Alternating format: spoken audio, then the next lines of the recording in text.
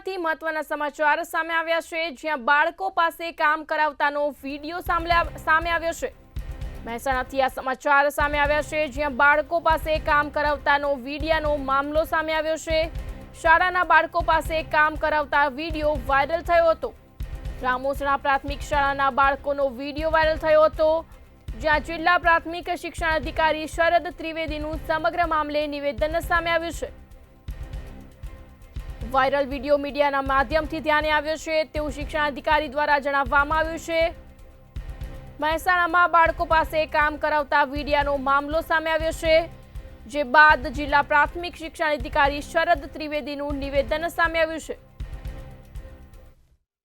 જે video viral થયો છે એ બાબતે પગાર કેન્દ્ર શાળાના આચાર્યને નો ખુલાસો માંગવામાં આવશે, એમને નોટિસ પણ આપવામાં આવશે અને નિયમનસર કાર્યવાહી કરવામાં આવશે। સાહેબ, શાળાઓમાં સફાઈ માટે ખાસ કરીને કોઈ ગ્રાન્ટ ફળવાય છે? હા, અમે વિદ્યાર્થીઓની સંખ્યાના આધારે સરકાર દ્વારા ગ્રાન્ટ આપવામાં આવે છે। કેટલી ગ્રાન્ટ હોય છે? કેટલા નાણાં ફાળવવામાં અંદાજિત 1 મહિનાની અંદર જેવી સંખ્યા એના પ્રમાણે 1800 રૂપિયા ફાળવવામાં આવતા હોય છે।